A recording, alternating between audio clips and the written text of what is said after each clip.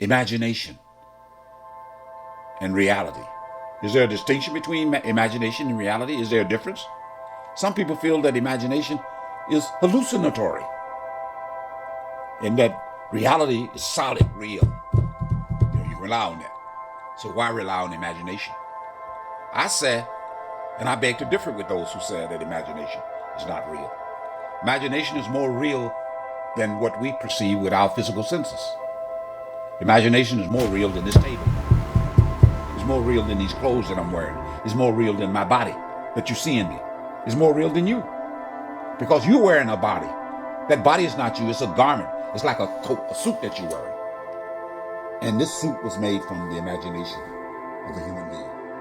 We're asleep. Our mind can do almost anything. Such as? Well, imagine you're designing a building, right? You consciously create each aspect.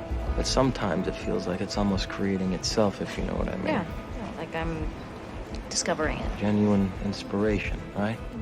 Now, in a dream, our mind continuously does this. We create and perceive our world simultaneously, and our mind does this so well that we don't even know what's happening. Dreams, they feel real while we're in them, right? It's only when we wake up. It's only when we wake up. It's only when we wake up that we realize something was actually strange.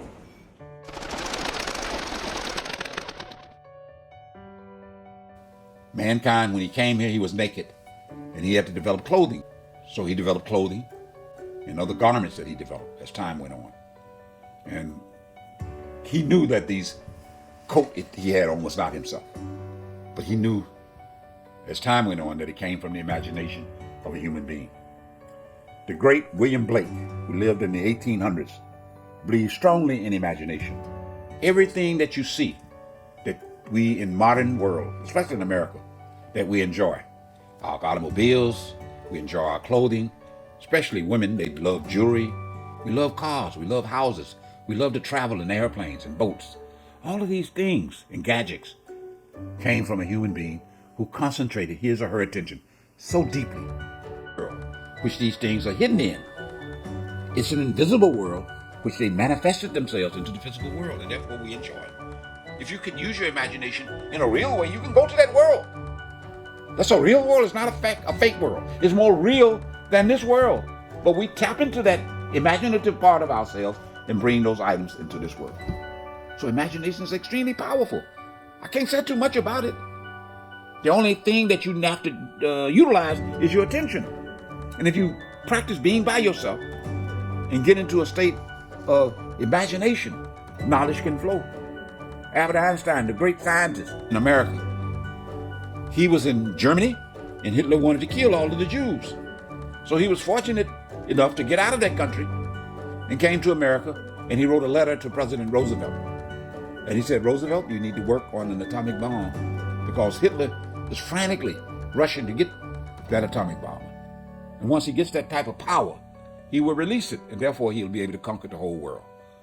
So, fortunate, President Roosevelt listened to him and formed the Manhattan Project, where he had a group of scientists and engineers work on this project. And they were able to come up in a very relatively short period of time with tapping into the power of the atomic bomb and dropped it on Japan, and therefore ended the war. So I'm saying that imagination is what creates all of these things. If you can take a small amount of anything in the invisible world, which is the world that I'm talking about, that world has all of the power, all of the knowledge, and everything that we need that is coming into this physical world. But what else can I say about imagination? It's not hallucinatory. It's not fantasy. It's real. More real than this table that I'm beating on. Welcome to the desert of dream. This is the construct. It's our loading program.